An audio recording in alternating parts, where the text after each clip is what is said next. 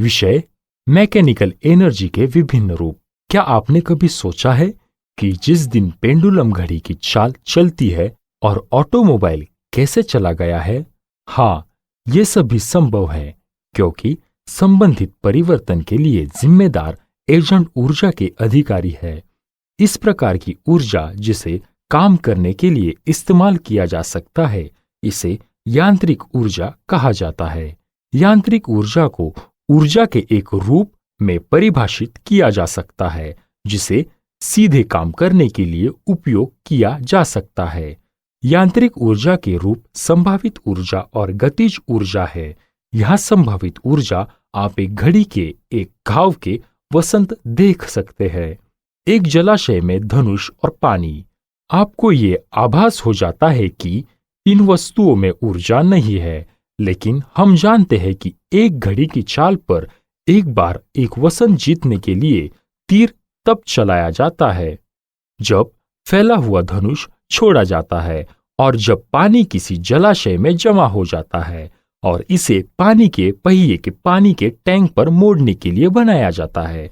इससे पता चलता है कि उनके पास ऊर्जा है। जलाशय में पानी की स्थिति के कारण एक स्प्रिंग और फैला हुआ पोप ऊर्जा रखता है और अपनी स्थिति के कारण ऊर्जा रखता है।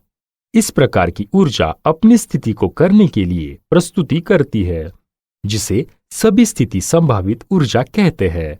संभावित ऊर्जा को एक शरीर द्वारा अपनी स्थिति या स्थिति के आधार पर ऊर्जा के रूप में परिभाषित किया जा सकता है। संभावित ऊर्जा या गुरुत्वाकर्षण क्षमता ऊर्जा की गणना करने का सूत्र यहाँ दिया गया है। संभावित ऊर्जा गुरुत्वाकर्षण संभावित ऊर्जा बराबर मिलीग्राम।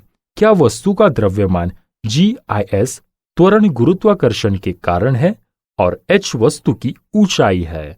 गतिज ऊर्जा। हम जानते हैं कि कुछ को नदी में धकेल दिया जाता है और चलते पानी से एक जगह से दूसरी जगह ले जाया जाता है। इससे पता चलता है कि गतिमान पानी काम करने में सक्षम है क्योंकि इसमें ऊर्जा होती है। किसी वस्तु के पास इस प्रकार की ऊर्जा होती है जिसके द्वारा आप उसकी गति को काइनेटिक ऊर्जा कहते हैं।